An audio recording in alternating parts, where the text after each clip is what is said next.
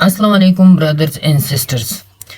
जैसा कि आपको पता है कि इससे पहले वाले लेक्चर में हमने पढ़ा था about the introduction of the mental health nursing. आज इसी लेक्चर में हम शुरू करते हैं history of the mental health nursing या हिस्ट्री ऑफ द साइकोट्रिक नर्सिंग। तो हिस्ट्री में आप ब्रीफली पढ़ेंगे कि किस तरह जो है ना ये मॉडर्न का जो हमारा मेंटल हेल्थ नर्सिंग की जो कंसेप्ट है, ये कंसेप्ट किस तरह वजूद में आए, कौन कौन से स्टेजेस से इन कॉन्सेप्ट्स को जो है ना जाना पड़ा और कौन कौन से स्टेजेस ऐसी थी जिसमें इस मेंटल हेल्थ नर्सिंग को कैसे समझा जा सकता था। तो इसी बारे में जो है ना हम अभी आज थोड़ा सा ब्रीफली जो है ना इसकी हिस्ट्री पढ़ेंगे। हिस्ट्री सबसे पहले अगर हम वो जान लें कि ये शुरू कहाँ से हुआ, तो ये शुरू हुआ सबसे पहली बीसीज में, और तकरीबन पहला इसका जो पहला वाला एरा था हिस्ट्री का, वो था डिमिनोलॉजी गॉड्स एंड मैजिक का जो कंसेप्ट था लोगों के माइंड में। और ये एरा, इसको नाम दिया गया था प्री हिस्टोरिक एरा, और इसको ये भी नाम दिया गया था बिब्लिकल एरा, इसको भी कहा जाता था। प्री हिस्टोरिक तो वैसे ही जाहिर है, लेकिन बिब्लिकल एरा इसको इसलिए कहा जाता था क्योंकि इस वक्त जो है गॉड्स का जो कंसेप्ट था लोगों के माइंड में, सुपर नेचुरलिटी का, तो ये कंसेप्ट लोगों के माइंड में था, और इसी वजह से जो है ना इसको फिर वो नाम दिया गया बिब्लिकल एरा का। तो इस वजह इसको कहा जाता था बिब्लिकल एरा, या इसको ये वो नाम भी देता था, स्टोन एरा का नाम भी इसको दिया जाता था। क्या? स्टोन एरा का।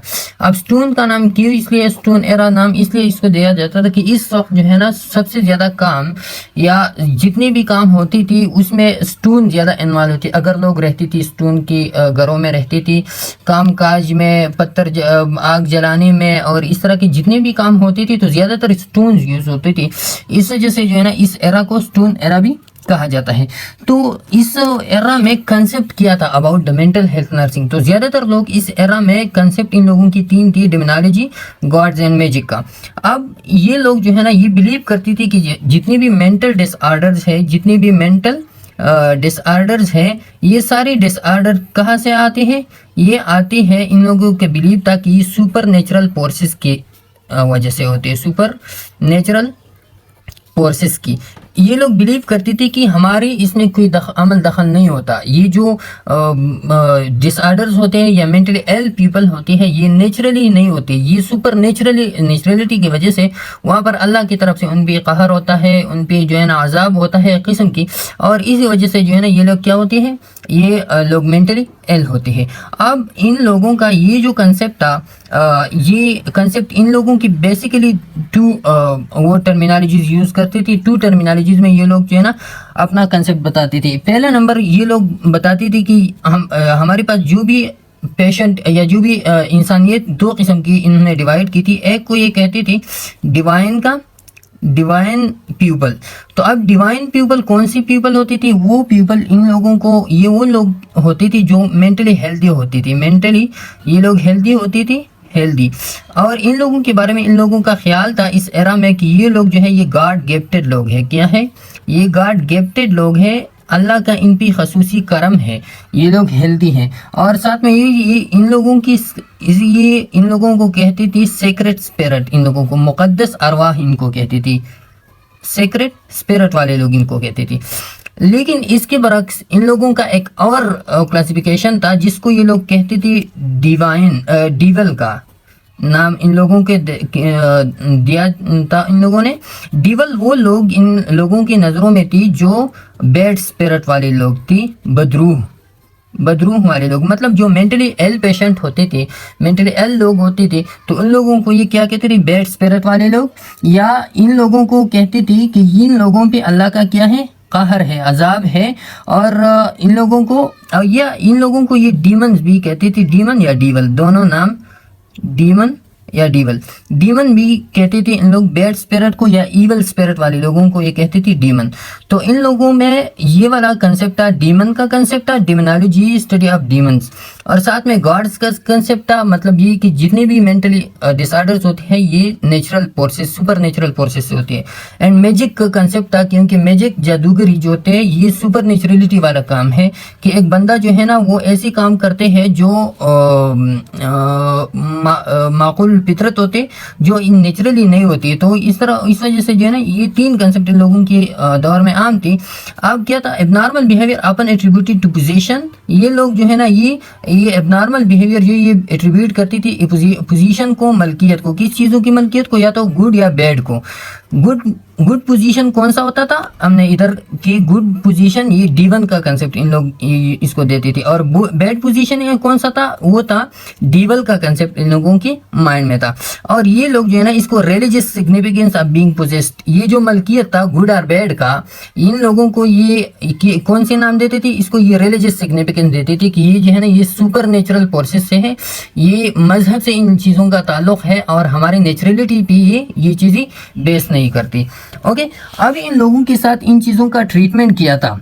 तो ट्रीटमेंट ये लोग यूज़ करते थे ज़्यादातर जो मेंटली इल पेशेंट होती थी, जो डीवल पेशेंट होती थी, डीवल किस्म के लोग होते थे, तो इन लोगों को या तो कम्युनिटी से निकालता था या इन लोगों को जो है ना डल्जेस में डालती थी, खंदकों में डालती थी, या अगर ज़्यादातर इल पेशेंट होती थी तो उनको जलाती थी। इस तरह इन लोगों की हाथ दो ट्रीटमेंट ज़्यादा इन्वॉल्व थी।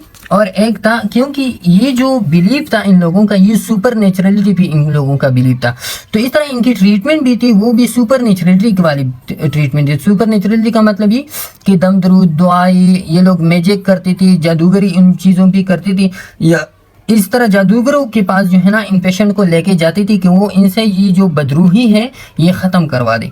तो इन लोगों के हाथ दो ट्रीटमेंट ज़्यादा मशहूर थी, एक था ट्रेपनिंग का और दूसरा था एक्सोर्सिज्म का।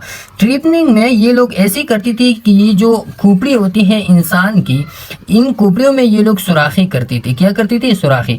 और ये लोग बिलीव करते थे कि इन सुराखों से जो है इनका ये डीवल पेशेंट का ये जो ईवल स्पिरिट होता है वो इन सुराखों से जो है वो बाहर निकलेगा और ये पेशेंट जो है ना ये दोबारा सही हो जाएगा।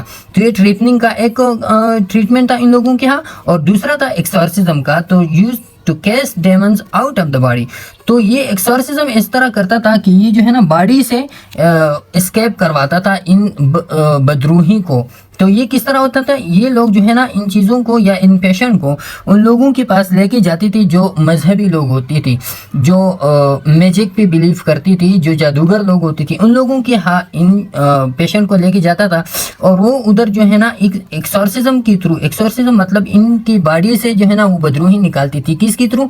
या तो दम दरूद उनके लिए करती थी, या जो है ना उस पर कोई वो जादूगरी करती थी इन लोगों की, कहती थी कि आपके बदन पे जो है ना वो जिन्नात है, जैसे कि आजकल भी कहीं पे कुछ होते हैं कि इन लोगों को कहा जाता है कि आपके जिस्म पे जिन्नात वगैरह है। और ये जो है ना वो लोग अब मुख्तलिफ तौर तरीक़ों से जो वहाँ पे राइज था सुपर नेचुरल या जादूगरी के जो अक़साम राइज थी, वो लोग जिस तरीके से करती थी अपनी मजहबी रिवायत के मुताबिक वो इनके बॉडी से जो है ना वो बदरूही निकालने का दावा फिर करती थी।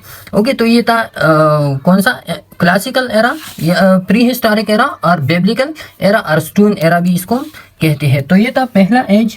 फिर इसके बाद दूसरा एरा आ गया जिसमें हाइपोक्रेट सबसे मशहूर जो है ना वो दानेश्वर था। तो दूसरा एरा वो स्टार्ट हुआ और इसको नाम दिया गया था क्लासिकल एरा। क्लासिकल एरा इनको कहा जाता था, या इसको नाम दिया जाता था ग्रीको रोमन एरा। कौन सा एरा? Greco Roman era. अब इस एरा में जो बिलीव था लोगों का वो सुपर नेचुरलिटी से आ गया नेचुरलिटी पर। याद रखिए ये मेन कंसेप्ट होते हैं। पहले वाले एरा में सुपर नेचुरलिटी पे बिलीव था और इन एरा पे सुपर नेचुरलिटी से बिलीव आ गया किस चीज़ पे? नेचुरलिटी पे। ये लोगों मानते थे कि ये जो मेंटली डिसऑर्डर्स होते हैं ये सुपर नेचुरल फोर्सेस की तरफ से नहीं होती। ये जो मेंटल डिसऑर्डर्स होते हैं ये हमारे अपने की धरती है, हम अपने लिए ये जो है ना ये पैदा करते हैं। ये नेचुरलिटी इसमें इन्वॉल्व होते हैं, या तो हम खुद इसमें इन्वॉल्व होते हैं या हमारा एनवायरनमेंट इस चीज़ में जो है ना क्या होता है वो इसमें इन्वॉल्व होता है। और इसका जो सबसे पहला साइंटिस्ट इस दौर का था वो था एम्पिडोकल। कौन था? एम्पिडोकल। अब एम्पिडोकल आ गया और इसने कहा कि ये जो मेंटल डिसऑर्डर्स होते हैं ये सुपर नेचुरल नहीं होती, ये जो है ना ये होते हैं नेचुरल फोर्सेस से ये हमारे ऊपर मुसल्लत होते हैं, ये मेंटल डिसऑर्डर। इस एम्पिरिकल्स ने कहा कि हमारे पास होते हैं इमोशंस होते हैं, थॉट्स होते हैं, थॉट्स इंसान के ख्यालात होते हैं, और साथ में बिहेवियर्स होते हैं, इंसान की जो एटीट्यूड दूसरों की तरफ होते हैं, बिहेवियर्स होते हैं। इस एम्पिरिकल ने कहा कि इन तीनों का आपस में कनेक्शन होता है, और इस कनेक्शन से के थ्रू ये इमोशन, थॉट्स और बिहेवियर, ये कनेक्शन के थ्रू ये क्रिएट करता है इंसान की एटीट्यूड्स को, या इंसान की शेप करता है इंसान की क्या बिहेवियर को जो दूसरों के। तो इन तीन चीज़ों की कनेक्शन से शेपिंग होते हैं इंसान की ओन सेल्फ को, या इंसान का जो रवैया होता है दूसरों के यहाँ, जिस पे हम ये एनालाइज करते हैं कि ये शख्स जो है ये मेंटली हेल्दी है या अनहेल्दी है। तो ये जो बिहेवियर होता है ये शेप होता है इन तीन चीज़ों की किससे, कनेक्शन से। तो इसका मतलब ये हुआ कि ये तीन चीज़ें जो है, ये इमोशंस हमारे कंट्रोल में, थॉट्स जो है ना हमारे कंट्रोल में, बिहेवियर भी। अगर इन चीज़ों को हम सही तरह इस्तेमाल करें, या सही तरह इसकी सही एनवायरनमेंट इसको प्रोवाइड करें, तो हो सकता है कि हम मेंटली हेल्दी हो, अगर नहीं तो हम मेंटली एल पेशेंट फिर बनते हैं। तो ये था एम्पिरिकल का। इसके बाद फिर आ गया दूसरा साइंटिस्ट जिसको कहा जाता था अल्मेकन। कौन सा वाला, अल्मेकन। इसके बाद आ गया अल्मेकन। अब अल्मेकन का कंसेप्ट किया था, तो अल्मेकन कहते थे कि तकरीबन हमारे ऑल सेंसेस जो है, हमारे all senses are connected to brain. इन्होंने कहा कि हमारी जो 5 सेंसेस होते हैं ये ब्रेन के साथ कनेक्ट होते हैं। 5 सेंसेस हमारे, जैसे कि टच का सेंस है, हियरिंग का सेंस है, सीइंग का सेंस है। तो ये 5 सेंसेस हमारी जो है ये कनेक्ट होते हैं किस चीज़ के साथ, ब्रेन के साथ। अगर हमारी 5 सेंसेस में कोई खराबियाँ आती है तो ब्रेन में खराबियाँ आती है, और इस वजह से जो है ना हम मेंटली इल बन जाते हैं। तो ये था अल्मेकन का। अच्छा, अब इसके बाद जो तीसरा साइंटिस्ट आया तो था हाइपोक्रेट्स, या जिसको हम अपने अल्फाज में सुकरात भी कहते हैं। अब हाइपोक्रेट्स ये था 460 to 377 BC में था। अब हाइपोक्रेट की क्या थॉट्स थी, क्या व्यूज़ थी इनकी। तो सिंपली हाइपोक्रेट्स को हम जानते हैं कि ये था फादर ऑफ मेडिसिन, इसको कॉमनली कहा जाता है फादर ऑफ मेडिसिन, क्योंकि मेडिसिन में इनका बहुत रूल है। तो हाइपोक्रेट्स का बिलीव किया था, Hippocrates believe that this disease is sacred simply because they do not know what causes it. Hippocrates का बिलीव, हाइपोक्रेट्स कहते थे कि लोग ये जो बिलीव करते हैं कि ये डिजीज जो जिसको ये सेक्रेट मानते हैं, मुकद्दस मानते हैं, या सुपर नेचुरल मानते हैं इस डिजीज को, ये किस वजह से, because they do not know what causes it, क्योंकि इन लोगों को पता नहीं है कि ये डिजीज किस वजह से काज होते हैं, लेकिन सिर्फ एक कंसेप्ट इन्होंने ये बनाया है कि ये डिजीज क्या है, ये एक सुपर नेचुरल है। कहता है फिर आगे कि but some day I believe they will and the moment they figure out why people have epilepsy it will cease to be considered divine। तो अगर एक ऐसा वक्त आ जाए कि लोगों को पता चल जाए कि एपिलेप्सी या पारज मेंटल डिसऑर्डर है, तो ये एपिलेप्सी क्यों काज होते हैं, अगर इन लोगों को ये पता चला, इसका रूट काज का पता चला, तो ये लोग बिलीव छोड़ देंगे किस चीज़ पे, डिवाइन का जो कंसेप्ट इन लोगों में, डीमन डिवाइन का जो कंसेप्ट इन लोगों में है, या सुपर नेचुरलिटी का जो कंसेप्ट इन लोगों में है, ये लोग उन कंसेप्ट को क्या करेंगे, छोड़ देंगे, क्योंकि ये जो काजेज होती है इसकी नेचुरल होती है, सुपर नेचुरल नहीं होती। तो इन हाइपोक्रेट्स ने सिंपली बयान किया कि हमारे पास जो मेंटल डिसऑर्डर्स होते हैं, ये मेंटल डिसऑर्डर मेनली काज होती है 3 वजूहात से। 3 फैक्टर्स उन्होंने बयान की, इसके लिए नेचुरल फैक्टर इन्होंने बयान की, क्योंकि नेचुरलिटी पे इनका बिलीव था कि कहते थे कि 3 फैक्टर से जो है ना हमारे मेंटल डिसऑर्डर्स होते हैं। पहला फैक्टर उन्होंने बयान किया कि पहला फैक्टर होता है anatomical disturbance in the brain. Okay, anatomical disturbance in the brain, या physiological disturbance in the brain, physiological disturbance in the brain. Anatomical मतलब ब्रेन की एनाटॉमी में कोई फर्क आ जाए, कोई इंजरी लग जाए, कोई कट लग जाए वगैरह वगैरह, या फिजियोलॉजिकल ब्रेन के फंक्शन में कोई चेंज आ जाए,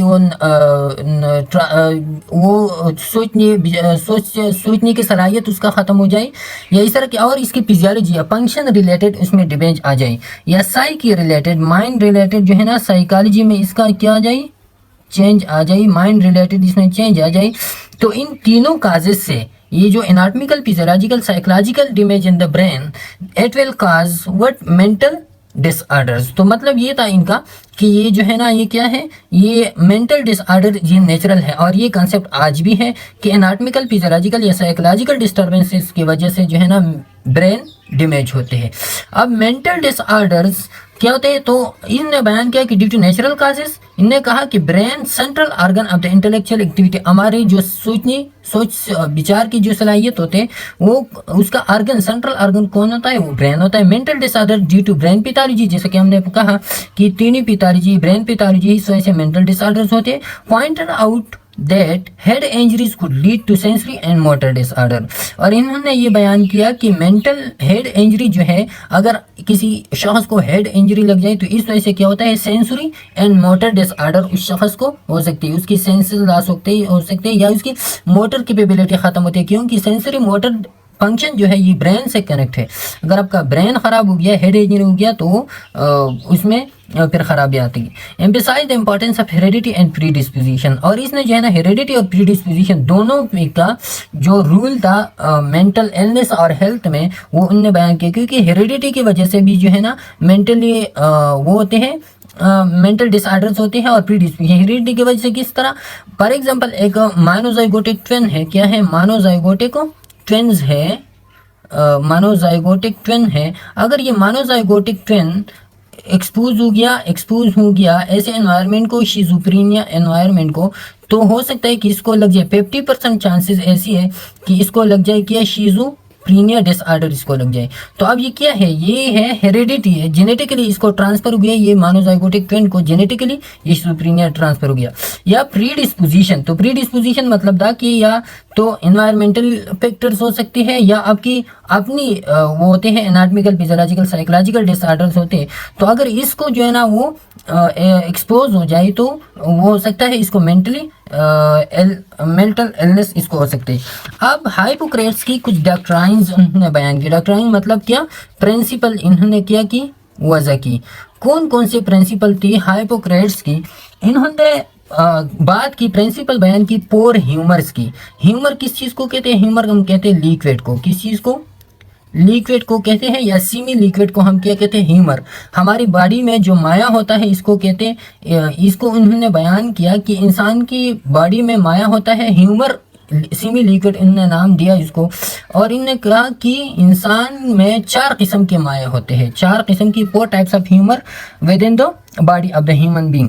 अब इन्होंने कहा कि पूर्ण किस्म की जो माया है, अगर किसी शख्स में कौन सा वाला माया ज़्यादा हो तो वो उसके लिए उन्होंने एक अलग पर्सनालिटी उन्होंने बयान की। तो ये 4 टाइप्स ऑफ ह्यूमर, इन्होंने कहा कि ये जो लिक्विड होते हैं, ये सेमी लिक्विड होते हैं, ये क्या करता है, ये play rule in shaping behaviour. These 4 types of humor play a role in shaping behavior of a man। तो किस तरह शेप करता है बिहेवियर को, तो इन्होंने कहा कि जो 4 टाइप्स ऑफ क्या होते हैं, ह्यूमर्स होते हैं, इसमें इन्होंने पहले नंबर पर बयान किया ब्लड और सेंग्विस। सेंग्विस मतलब ये कि ये जो ब्लड, वो लिक्विड जिसमें ब्लड हो थोड़ा सा, और ज़्यादातर सीरोसिंगुइनस फ्लूइड के बारे में आपने पढ़ा होगा कि इन्फेक्शन से जो फ्लूइड रिलीज होता है, एक्सक्रीट होता है, उसको कहते हैं सीरोसिंगुइनस, क्योंकि उसमें थोड़ा सा पार्ट अब ब्लड होता है, बाकी जो है ना वो लिक्विड होता है। तो सेंग्विस वो फ्लूइड होता है जिसमें ब्लड होता है, उसको हम कहते हैं सेंग्विस फ्लूइड। तो अब इन्होंने कहा कि सेंग्विस फ्लूइड जिसमें हो, या इसको उन्होंने कहा कि क्या होता है, ये सेंग्विस पर्सनालिटी इन्होंने कहा, या इसको इन्होंने बयान किया दमी शख्सियत। क्या बयान किया इसको, दमी शख्सियत का नाम इन्होंने इसको दिया दमी शख्सियत या सिंग्विस पर्सनालिटी। अब सिंग्विस पर्सनालिटी में इन्होंने कहा कि जो सिंग्विस पर्सनालिटी होगा ये होगा ऑप्टिमिस्टिक। इनकी 2 करेक्टर, इन चारों पर्सनालिटी के इन्होंने 2 टाइप्स ऑफ करेक्टर बयान की, एक पॉजिटिव एस्पेक्ट इनकी बयान की और एक बयान की नेगेटिव एस्पेक्ट। तो अब सिंग्विस पर्सनालिटी की पॉजिटिव एस्पेक्ट किया थी, सिंग्विस पर्सनालिटी की इन्होंने कहा कि सिंग्विस पर्सनालिटी में पॉजिटिव एस्पेक्ट होगी, ये ऑप्टिमिस्टिक होगा, ये मस्बत सोच का मालिक होगा ये शख्स, ये चेयरफुल होगा, ये जायफुल होगा, या खुश मिजाज शख्सियत होगा, ये इवन टेम्पर्ड होगा। इवन टेम्पर्ड मतलब ये कि आसानी से जो है ना इसका तबीयत में या इसके मिजाज में चेंज नहीं आएगा, ये जल्दी से गुस्सा भी नहीं होगा होगा जल्दी से जो है ना ये वो इवन टेम्पर्ड नहीं होगा, एंग्रीली पर्सन नहीं होगा ये, and but can be day dream. लेकिन उसमें नेगेटिव एस्पेक्ट अब क्या है, ये था इसका पॉजिटिव एस्पेक्ट। नेगेटिव एस्पेक्ट ये है कि but can be daydream to the point of not accomplishing anything and impulsive. लेकिन ये शख्स जो है ये ख्याली पकाने वाला, जिसे ख्याली पुलाव पकाने वाला जिसको हम कहते हैं, डे ड्रीमिंग जो करते, जो इस तरह की बैठे हुए होते हैं और ये ख्यालात करते कि मैं ऐसा करूँगा, ऐसा हो जाएगा, इसकी वजह से ऐसा हो जाएगा और ये होगा वो होगा, लेकिन प्रैक्टिकलिटी में वो कुछ नहीं करते। तो इन्होंने कहा कि ये शख्स भी क्या होगा, ये डे ड्रीमिंग पर्सनालिटी होगा। अब डे ड्रीमिंग जो है ये भी कोई बुरी बात नहीं है, थोड़ी सी हद तक आप कर सकते हैं। हत्ता कि साइंटिस्ट यहाँ तक मानते हैं कि अब अगर स्लीपिंग पिल्स लेते हैं तो इस वजह से इससे अच्छा है कि आप डे ड्रीमिंग करें। लेकिन डे ड्रीमिंग जब एक खास एक्सटेंट तक, अगर एक्सटेंट को आप पार कर जाए तो फिर ये आपके लिए नुकसानदेह है। तो इन्होंने कहा कि ये जो ब्लडी या सिंगल्स पर्सनालिटी ये डे ड्रीमिंग बहुत ज़्यादा करता है, और हत्ता कि इतना ज़्यादा डे ड्रीमिंग करता है कि नॉट एकम्प्लिशिंग एनीथिंग, कि वो किसी काम को ख़त्म नहीं कर सकता।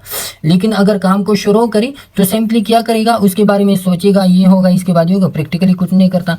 या ये शख्स पूरा इम्पल्सिव या मीनिया वाला, इम्पल्सिव पर्सनालिटी या मीनिया पर्सनालिटी हम इसको कहते हैं कि ये शख्स क्या होगा, ये या मीनिया पर्सनालिटी जिसको हम कहते हैं ये होगा ज़्यादातर एनर्जेटिक पर्सनालिटी होगा, या एनर्जाइज जिसको हम कहते हैं, या ओवर जायफुल होगा, ओवर जायफुल जिसको हम कहते हैं, या डिसऑर्गेनाइज बिहेवियर जिसके होते हैं, डिसऑर्गेनाइज बिहेवियर होते हैं। तो ये शख्स जो है ये होगा इम्पल्सिव होगा या मीनिया वाला पर्सनालिटी। तो ये डे ड्रीमिंग की वजह से ये तो कोई काम ख़त्म नहीं कर सकेगा, और दूसरा इसमें ये आएगा कि ये क्या होगा, ये मीनिया पर्सनालिटी का। दूसरा इन्होंने कहा कि ये शख्स जो है, दूसरा शख्सियत या दूसरा डॉक्ट्राइन इसका था, वो था प्लेजम पर्सनालिटी का। ये इसको हम कहते हैं बलगमी पर्सनालिटी। क्या? बलगमी शख्सियत। अब बलगमी शख्सियत क्या है? बलगमी शख्सियत इन्होंने बयान किया कि बलगमी शख्सियत जिसमें ये जो प्लेजम होते बॉडी में वो ज़्यादा हो, तो इन्होंने कहा कि बलगमी शख्सियत वो है जो कंसिस्टेंट हो, अपने काम में कंसिस्टेंट हो, मुस्तकिल मिजाज हो, एंड रिलैक्स माइंडेड के मालिक हो, एंड ऑब्जर्वेंट हो, ज़्यादातर ऑब्जर्वेशन करते हो। ये पॉजिटिव एस्पेक्ट इनकी। लेकिन नेगेटिव एस्पेक्ट इस पर्सनालिटी की क्या थी? नेगेटिव एस्पेक्ट इसकी थी कि ये शख्स क्या होगा, ये होगा एपैथेटिक होगा, मतलब बेरहम होगा, और स्लगिश होगा। स्लगिश मतलब बेचैन होगा या सुस्त रहो होगा। ओके, तो ये था इनकी नेगेटिव एस्पेक्ट। तीसरा जो इन्हें बयान किया वो था येलो बाइल पर्सनालिटी। अब हमने जो है ना ये वाला हमने पढ़ी थी कि हम जानते हैं कि बाइल की अक़साम क्या है। तो बाइल हमारी बॉडी में दो किस्म की ज़्यादातर बाइल मोस्टली होते हैं। एक होते हैं येलो टाइप की बाइल, येलो टाइप, और इसको हम कहते हैं बिलरुबिन। क्या कहते हैं? बिलरुबिन। और दूसरा होता है ब्लैक बाइल। कौन सी?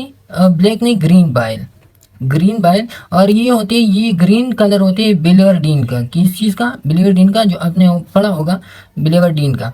अब ये तो अभी हमारे पास ये कंसेप्ट आई कि क्या है बिलिरुबिन क्या है या बिलिवर्डिन क्या है, लेकिन उस वक्त ये कंसेप्ट जो है लोगों की माइंड में नहीं थी। तो उस वक्त जो है ना इन्होंने बयान किया कि हमारे पास बाइल की होती है दो किस्म की अक़साम, एक को हम कहते हैं येलो बाइल, दूसरी को हम कहते हैं ब्लैक बाइल।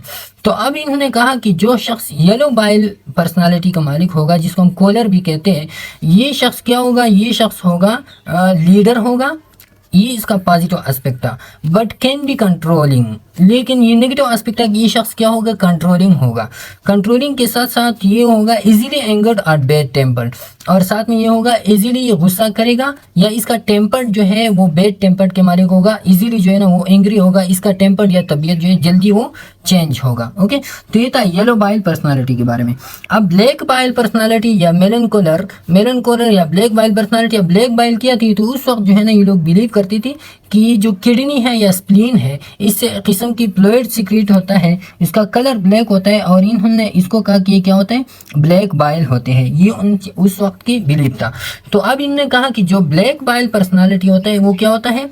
वो होगा मेलनकोलर, और इसकी पॉजिटिव एस्पेक्ट क्या होगी कि वो होगा काइंड होगा। काइंड मतलब रहमदिल होगा, साथ में कंसिडरेट होगा, कंसिडरेट या फोकस पर्सनालिटी होगा, and can be highly creative. और ये शख्स क्या होगा? ये क्रिएटिव माइंड का मालिक होगा। मतलब ये जो है ना ये न्यू चीज़ों के बारे में ज़्यादा सोचेगा, बट आल्सो भी आपसे ट्रेजिडी एंड क्रूएलिटी। लेकिन इसका नेगेटिव एस्पेक्ट ये होगा कि मामूली से ट्रेजिडी, गम या मामूली से जुल्म की वजह से, डिप्रेशन की वजह से ये क्या होगा? ये बहुत ज़्यादा मायूसी में चला जाएगा। तो ये था इनका नेगेटिव एस्पेक्ट। अब इन्होंने कहा कि 4 किस्म की जो पर्सनालिटी हमने बयान की, ये 4 किस्म की शख्सियत, इन्होंने कहा कि ये रोल प्ले करता है किस चीज़ में, ये रोल प्ले करता है शेपिंग बिहेवियर में। अगर किसी का इस किस्म का हो तो उसमें ये वाली वो होगी करेक्टर्स होगी, किसी का प्लेजम हो तो ये वाले करेक्टर, येलो बाइल में ये वाली, ब्लैक बाइल में ये वाले करेक्टर होगी। अब इन्होंने कहा कि अब अगर कोई शख्स वो मेंटली इल बन जाता है या पेशेंट बन जाता है तो वो किस वजह से, तो इन्होंने कहा कि अगर सेंगिस पर्सनालिटी मेंटली इल हो तो आप समझिए कि उसमें क्या है, उसमें ब्लड या सेंगिस फ्लूइड वो ज़्यादा हो गया है। अब या प्लेजम हो तो उसमें प्लेजम ज़्यादा हो गया है, येलो बाइल पर्सनालिटी एल हो तो येलो बाइल उसमें ज़्यादा हो गया, हद से ज़्यादा हो गया है, या ब्लैक बाइल हो तो उसमें ब्लैक बाइल अपने एक्सटेंट से ज़्यादा हो गया है। अब इन्होंने कहा कि इसके लिए ट्रीटमेंट हम क्या देंगे, ये जो पर्सनालिटी क्या होते हैं, ये होती है एल होती है, तो इसकी ट्रीटमेंट क्या होगी। तो इन्होंने कहा कि ट्रीटमेंट हम देंगे ब्लड या सिंगिस पर्सनालिटी के लिए इन्होंने ट्रीटमेंट वाजा किया कौन सा, ब्लड लेटिंग का। किस चीज़ का, ब्लड लेटिंग का ट्रीटमेंट ने वाजा किया। अब ब्लड लेटिंग क्या है, तो ब्लड लेटिंग ने कहा कि आप बॉडी में कट लगाएंगे, कट, और इस कट के थ्रू जो है ना अब इससे वो ब्लड, वो ये जो सिंगिस फ्लूइड है जो ज़्यादा हो गया है वो इनसे आप निकालेंगे। तो ब्लड कट के थ्रू जो है ना अब इससे वो सिंगिस फ्लूइड वो निकालेंगे, जिसको कहते हैं ब्लड लेटिंग। दूसरा, अगर प्लेजम पर्सनालिटी हो, क्या हो, प्लेजम पर्सनालिटी में मेंटल इलनेस हो तो इन्होंने कहा कि इससे आप प्लेजम निकालेंगे। अब प्लेजम के लिए आपने होगा कपिंग एक्सरसाइज होगा, कपिंग एक्सरसाइज करना होगा, या कोई और किस्म की जिसके थ्रू जो है ना आप वो क्या करेंगे, आप उनसे वो प्लेजम निकालें।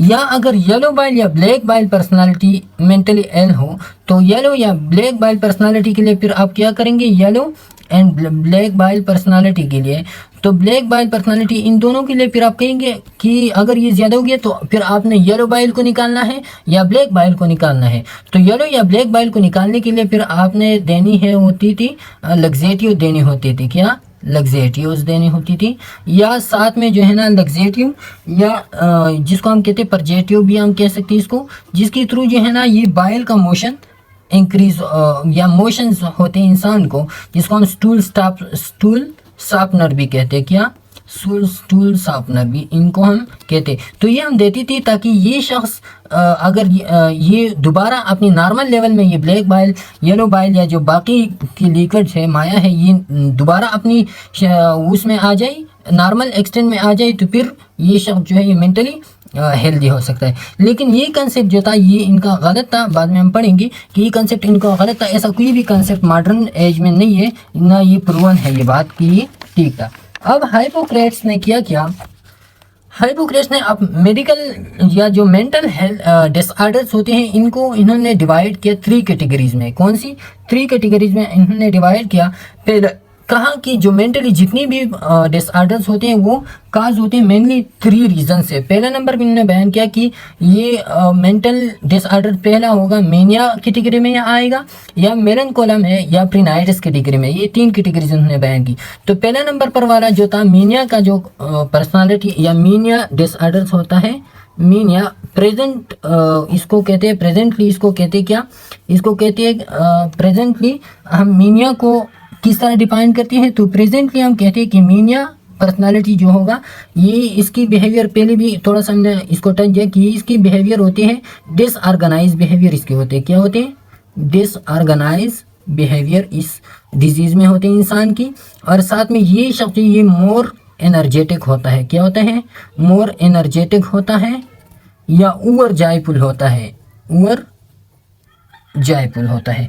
मतलब ये शख्स जो है ये मोर टॉकेटिव होगा, इसके मोर एंथुजियास्टिक होगा, और इसकी जो है ना इसकी वो नहीं होती है बिहेवियर ऑर्गेनाइज फॉर्म में नहीं होती है। मतलब एक ही वक्त में जो है ना एक काम करेगा, एकदम जो है चेंज होगा किसी दूसरे काम में। तो ये क्या है, ये मीनिया पर्सनालिटी या मीनिया डिसऑर्डर है। दूसरा इन्होंने वो कहा, ये पहला वाला था। दूसरा क्लासिफिकेशन में इन्होंने डिजीज बयान किया वो था मेलनकोला। अब मेलनकोला प्रेजेंट एज में हम इसको कहते हैं मेजर डिप्रेशन, इसको हम कहते हैं मेजर डिप्रेशन।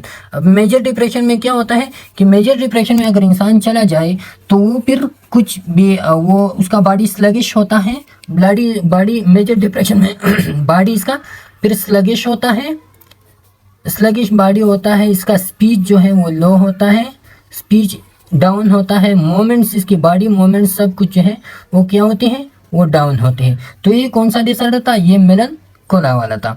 अब तीसरा वाला इन्होंने बयान किया वो था प्रिनाइटिस का। किस चीज़ का, तीसरा वाला इन्होंने बयान किया प्रिनाइटिस का, या इसको हम कहते हैं ब्रेन फीवर भी, इसको हम कहते हैं ब्रेन फीवर। अब ब्रेन फीवर वाली पर्सनालिटी में क्या था कि ये इसको हम कहते हैं ब्रेन इन्फेक्शन, इसको हम कहते हैं क्या, प्रिनाइटिस या ब्रेन इन्फेक्शन। अब इसमें जो है ना ब्रेन इन्फेक्शन मतलब ब्रेन को या दिमाग को इन्फेक्शन लग जाते हैं, या मेनिंजाइटिस को इन्फेक्शन लग जाते हैं, और इस वजह से जो है ना फिर इंसान को फीवर फील होता है। इसको हम कहते हैं ब्रेन फीवर भी इसको कहते हैं। तो ये हिप्पोक्रेट्स ने 3 क्लासिफिकेशन की थी, और ये क्लासिफिकेशन जो है उन्होंने की थी based on daily clinical observation and records of the patient. उन्होंने डेली क्लिनिकल ऑब्जर्वेशन की, रिकॉर्ड्स ऑफ पेशेंट की रिकॉर्ड ली, मतलब उन्होंने जो है ना अप्रोच किया पेशेंट को, ऐसी वैसी बातें उन्होंने अपनी जहन के मुताबिक नहीं की, बल्कि ये एक प्रैक्टिकल वर्क उनका था, उसकी बेस पे उन्होंने क्या उन्होंने ये डिस्ट्रीब्यूशन किया।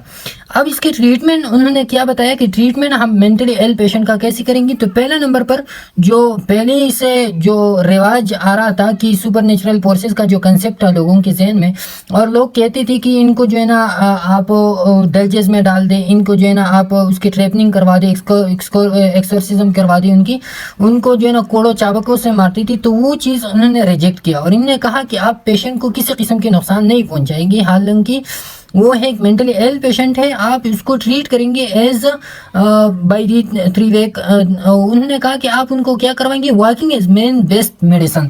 तो आप उनको एक्सरसाइज करवाओगे, वॉकिंग करवाओगे, बाहर इन्वायरमेंट को आप उसको एक्सपोज कराएंगे, ताकि वो जो है ना वो क्या हो जाए, वो इन्वायरमेंट को एक्सपोज हो जाए, प्लेजर मोमेंट को वो एंजॉय करे। तो इस वजह से जो है ना उसकी हेल्थ दोबारा आ सकती है। दूसरा उन्हें स्पेसिफिक डायग्नोसिस, उन्होंने बताया कि जो ट्रीटमेंट आप कर रहे हो वो जिसमें वो सिम्टम्स हो या जो डायग्नोसिस उसमें हो, उसके मुताबिक स्पेसिफिक ट्रीटमेंट हो देता था।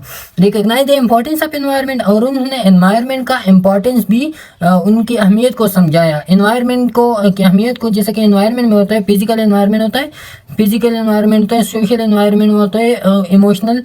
तो ये फिजिकल एनवायरनमेंट में फिर उसके एस्पेक्ट्स आते हैं। फॉर एग्जांपल अगर जैसे कि आम तौर पर हमारा एक वो है कि रोटी कपड़ा मकान पहले नंबर पर इंसान की बुनियादी हक होता है, जो आप फिजिकली उनको दे दी, जैसा कि वर्किंग कंडीशन हो गया, जैसे कि उसका वो एनवायरनमेंट हो गया बाहर की। तो ये होता है उसका फिजिकल कंडीशंस कि आप फिजिकल एनवायरनमेंट उसके लिए अच्छा बना दी, जैसे सोशल एनवायरनमेंट उसको अच्छा बना दी, उसकी गैदरिंग अच्छी हो, टॉक्सिक फ्रेंड उसके नहीं हो, और सोशल सपोर्ट उनको हो, फैमिली सपोर्ट उनको हो। तो ये फिर क्या होता है, ये फिर एनवायरनमेंट्स के इफेक्ट्स होती है उस पेशेंट भी। अब हिप्पोक्रेट्स के मिसकंसेप्शंस क्या थी, कौन कौन सी बातें उन्होंने ऐसी की थी जो आज मॉडर्न एज में गलत साबित हो गई। तो पहले नंबर पर उन्होंने बताया था कि hysteria due to wandering uterus. उन्होंने बताया कि जो हिस्टीरिया होता है, अब हिस्टीरिया क्या है, ये एक डिसऑर्डर है जिसको प्रेजेंट वक्त में हम कहते हैं हिस्टीरिया को कन्वर्जन डिसऑर्डर। ये यहाँ से याद रखिए क्योंकि ये बाद में आता है, फिर दोबारा एक्सप्लेन करने की जरूरत नहीं होगी।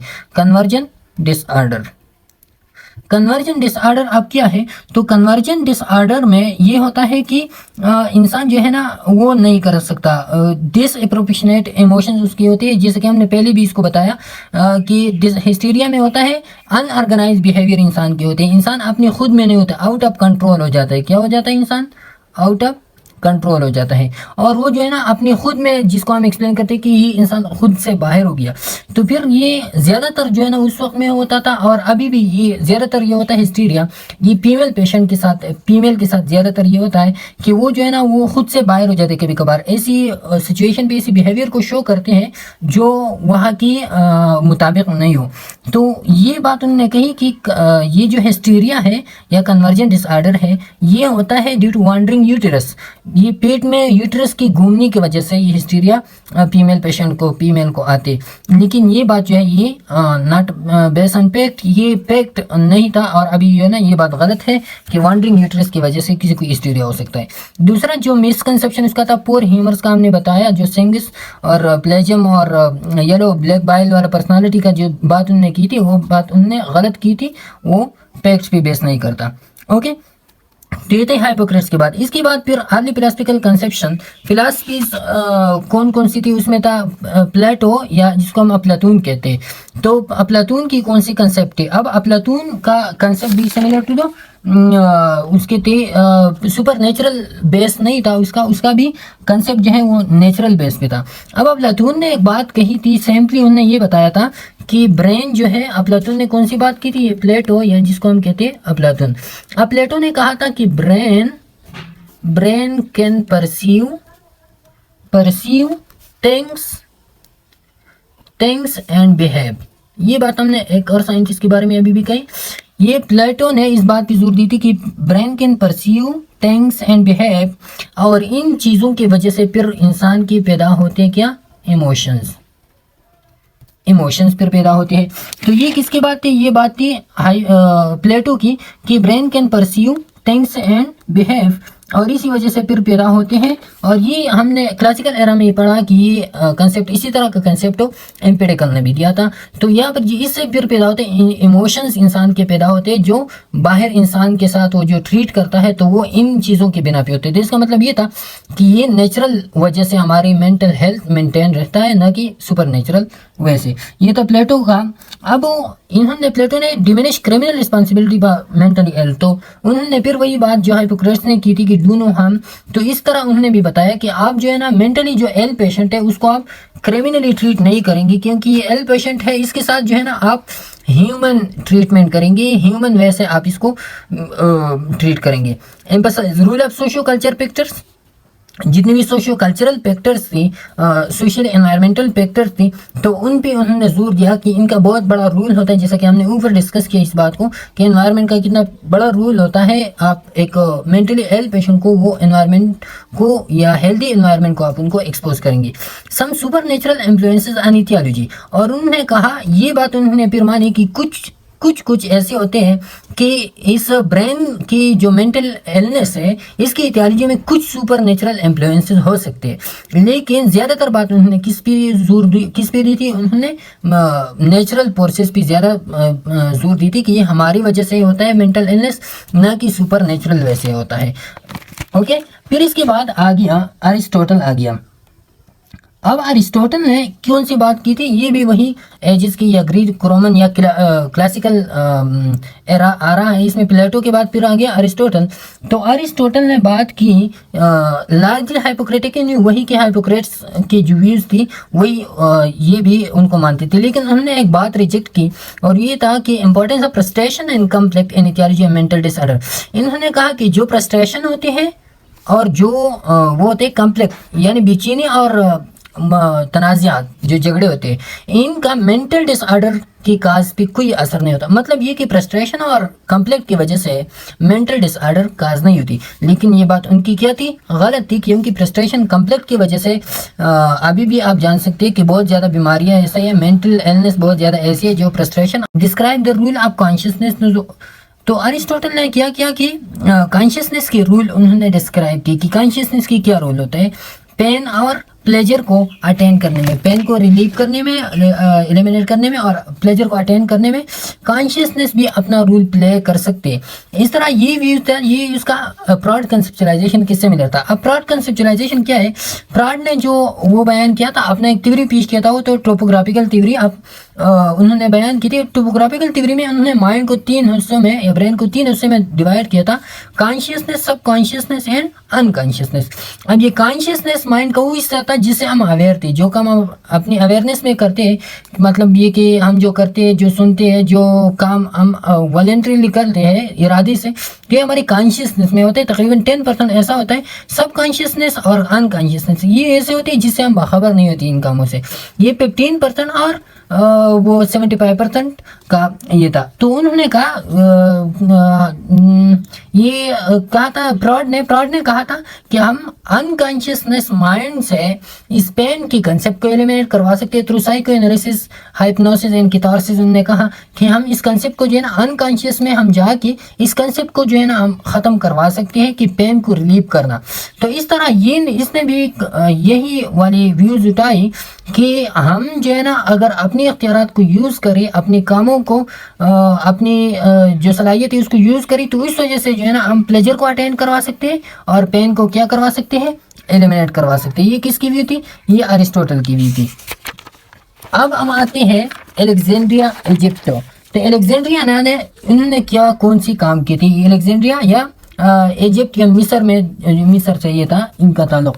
तो अब अलेक्जेंड्रिया या इजिप्टिया इन्होंने कौन सी काम करवाई थी? तो उन्होंने जो है ना सेंटर ऑफ ग्रीक कल्चर, ये भी वही ग्रीक कल्चर, ग्रीक फिलासफर था। And therapies use for mental illness, इन्होंने भी, इसका भी वही कंसेप्ट था कि सुपर नेचुरल फोर्सेज नहीं होती, नेचुरल फोर्सेज से क्या होता है, मेंटल इलनेस होती है। और इन्होंने थेरापीज यूज की कौन सी, कि आप मेंटल इल पेशेंट को किस तरह ट्रीट करवाएंगे। उन्होंने इसके लिए यूज की प्लीजेंट सराउंडिंग। आप उस पेशेंट को या एल पेशेंट जो है उसको आप क्या देंगे? प्लीजेंट सराउंडिंग, एनवायरनमेंट आप इनको प्लीजेंट देंगे। और ये हमने डिटेल में डिस्कस किया कि कौन कौन सी एनवायरनमेंट आपने उसको देनी है।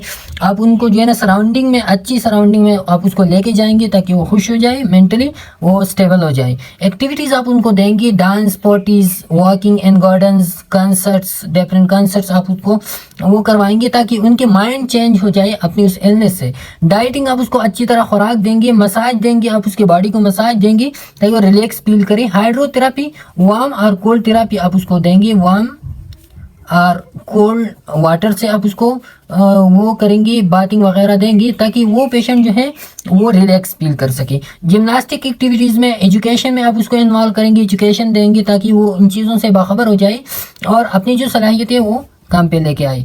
Also use bleeding, purging and mechanical restraint. अब वही बात जो ब्लड लेटिंग का था सिंगल्स पर्सनालिटी में, या पर्जिंग का था येलो बाइल और ब्लैक बाइल में, और mechanical resistance, other mechanical resistance जैसे कि बांधना वगैरह, ये चीज़ें भी उन्होंने जो है ना, उन्होंने कहा कि ये भी आपने उसकी ट्रीटमेंट के लिए यूज़ करना है। ओके, तो ये था अलेक्जेंड्रिया। अब हम आते हैं रोमन एजेस पे। तो तीसरा नंबर पर जो एरा है, ये पिछले वाला जो था ये क्लासिकल था। अब ये रोमन एज में क्या होता है, या रोमन एरा में? तो रोमन एरा में सिंपली फिर यही हुआ कि रोमन एरा में आ गया पहला वाला साइंटिस्ट सिसेरियो। कौन था? सिसेरियो था। और सिसेरियो ने कहा कि इमोशन जो है, emotion play rule in mental health. हमारी मेंटल हेल्थ में इमोशन रूल प्ले करते हैं। और इन्होंने वही कंसेप्ट आगे लेके आया कि नेचुरल फोर्स जो है वो इन्वॉल्व होते हैं हमारे मेंटल इलनेस में और मेंटल हेल्थ में। ओके, इसके बाद फिर आ गया प्लेटो रॉक। तो प्लेटो रॉक ने भी यही बात फिर की कि हमारी बॉडी के अदर पार्ट से, हमारी बॉडी की disease from other parts of the body, अब बॉडी ये क्या करवाता है? डैमेज द ब्रेन, ये करवाता है डैमेज ब्रेन। इन्होंने कहा प्लेटो रॉक ने कि हमारे अगर जिस्म की किसी और हिस्से पे डिजीज आ जाए तो वो क्या करवा सकता है? वो हमारे ब्रेन को डैमेज करवा सकता है। चाहे जो भी डिजीज हो तो वो हमारे ब्रेन को या हमारे माइंड को डिस्टर्ब करवा सकते हैं। जैसा कि एक एग्जांपल हम ले लेंगे यहाँ पर प्यूक्रोमोसाइटोमा की, प्यूक्रोमोसाइटोमा। अब इसके बारे में आप जानते होंगे कि ये प्यूक्रोमोसाइटोमा क्या होता है। ये एड्रीनल ग्लैंड से, कौन से एड्रीनल ग्लैंड से एपिनेफ्रीन की इंक्रीज हो जाते हैं। एपिनेफ्रीन हार्मोन इसमें क्या हो जाते हैं? वो इंक्रीज हो जाते हैं। अब एपिनेफ्रीन हार्मोन के इंक्रीज की वजह से आपको क्या हो सकता है? आपकी ब्लड प्रेशर इंक्रीज हो सकता है, आपको जो है ना हेडेक आ सकती है, एपिनेफ्रीन की ब्लड प्रेशर इंक्रीज हो सकता है, हेडेक आ सकते हैं, और आपको जो है ना एक्यूट पैनिक अटैक आ सकते हैं। तो ये क्या हो गया? ये आपकी ब्रेन डैमेज हो गया ना, आपका हेडेक हो गया, आपको एक्यूट पैनिक अटैक आपको आ गई। तो ये क्या हो गया? ये प्यूक्रोमोसाइटोमा जो एड्रीनल ग्लैंड में उसका डिसऑर्डर था या कोई ट्यूमर वगैरह था, इसका इफेक्ट कहाँ आ गया? ब्रेन पे आ गया। तो इस तरह सारी डिसीज जो है वो ब्रेन को जरूर इफेक्ट करवाते हैं, चाहे वो अगर एनाटॉमिकली इफेक्ट नहीं करवाता तो वो जो है ना वो साइकोलॉजिकली जरूर तो इफेक्ट करवाता है। ओके, अब इन्होंने ये, इसके बाद जो है ना ये था प्लेटो रॉक। इसके बाद फिर आ गया गैलन साइंटिस्ट, या इसको हम कहते हैं हकीमी जालिनूस। ओके, जालिनूस भी हम इसको कहते हैं। अब हकीमी जालिनूस 130 to 200 AD में ये था, और ये भी हाइपोक्रेट के फॉलोअर था। किसकी? सुकरात के फॉलोअर था। Use science to contribute to the field. और इन्होंने कहा कि साइंस को यूज करके हम फील्ड को या इस मेंटल हेल्थ को हम क्या करवा सकते हैं? कंट्रीब्यूट करवा सकते हैं। तो ये भी उन्हीं की कंसेप्ट थी कि नेचुरल सोर्सेज से ये मेंटल हेल्थ स्टेबलाइज हो सकते हैं। Elaborate on nervous system based on anatomical animal dissection. और इन्हें एनिमल के डाइसेक्शन के थ्रू नर्वस सिस्टम को फर्दर एलोबरेट किया। किस चीज़ को? नर्वस सिस्टम जो होता है ह्यूमन की या एनिमल की, एनिमल के डायसेक्शन से इन्होंने क्या किया, एलाबोरेट करवा दिया, divide the causes of physiological psychological illness into two categories. और इन्होंने जो है ना causes of the psychological illness into two categories उन्होंने किया कि जो साइकोलॉजिकल जितने भी डिजीज होते हैं दो किस्म के होते हैं, एक फिजिकल होता है, एक मेंटल होता है। फिजिकल क्या होता है, injuries to the head, adolescence, menstrual changes. तो एडोलेसेंस में जो चेंजेस आते हैं या मेंस्ट्रुअल चेंजेस जो आते हैं या हेड को जो इंजरी हो जाते हैं, ये क्या होता है, ये सारे के सारे होते हैं फिजिकल। अब मेंटल क्या था, मेंटल था शॉक था, किसी को शॉक लग गया, किसी को पियर है, खफगान है, किसी को खौफ है या मोहब्बत है, लाव है या नफरत है, ये सारी चीज़ क्या है, ये मेंटल इलनेस है और ये ऊपर वाले फिजिकल इलनेस है। इसके बाद फिर इन्होंने ये गेलन ने रोमन मेडिसिन क्या कौन कौन सी मेडिसिन यूज़ की थी उस रोमन एज में। तो पहले नंबर पर इनकी जो मेडिसिन की जो अप्रोच थी वो प्रेगमेटिक अप्रोच थी। जो भी मेडिसिन यूज़ करता था तो ऐसा तो नहीं था कि ये लोग प्रैक्टिस मतलब इस मेडिसिन का प्रैक्टिस भी उस पेशेंट भी करवाती थी। प्रेगमेटिक का मतलब ये कि ये लोग मेडिसिन देती थी, क्या थी, मेडिसिन एक पेशेंट को देती थी, पेशेंट को। अब अगर पेशेंट का फॉलो अप होता, फिर पेशेंट का फॉलो अप पे ये उनसे जान लेती कि उसके इफेक्ट्स उस पर किस तरह होती थी। अगर अच्छे इफेक्ट्स होती थी तो फिर ये मेडिसिन उसको भी देती थी और बाकी भी जितने उस डिजीज के पेशेंट होते थे उसको भी देती थी। अगर बुरा होता तो बुरा असर होता था इसका तो फिर ये नहीं देती थी। तो ये प्रोग्नोसिस भी प्रेगमेटिक मतलब ये कि ये प्रोग्नोसिस बेस जो है ना ये देती थी कि इस मेडिसिन की कितनी प्रोग्नोसिस होती थी। तो अगर प्रोग्नोस अच्छा होता तो फिर ये मेडिसिन जो है ना प्रेगमेटिक अप्रोच भी दूसरे पेशेंट को देती थी, अगर नहीं होता तो फिर नहीं देती थी। वांटेड पेशेंट टू बी कंपार्टेबल, और उन्होंने कहा कि पेशेंट कंपार्टेबल फील होना चाहिए। कंपार्टेबल कैसी, फिजिकल थेरेपी हम उनको दे दे, आप उनको वार्म बात दे दे, आप उनको मसाज दे दी कि वो रिलैक्स फील करिए, वो कंपार्टेबल फील करी। तो ये था रोमन एज। और रोमन एज तक हमने पढ़ा, ये 3 एजेस हमने पढ़ी। इसके बाद आता है मिडल एज, और मिडल एज जो है ये है फिर इसको हम डार्क एरा कहते हैं। तो इंशाल्लाह नेक्स्ट लेक्चर से इस लेक्चर की दूसरी पार्ट से हम किससे शुरू करेंगे, फिर डार्क एजेस से हम शुरू करेंगे कि डार्क एजेस के बाद फिर क्या क्या हुआ, मेंटल इलनेस किस तरह जो है ना प्रेजेंट ज़माने में आ गया। तो आज के लिए इंशाल्लाह इतना ही है और नेक्स्ट लेक्चर पे मुलाकात होगी। अल्लाह हाफिज़।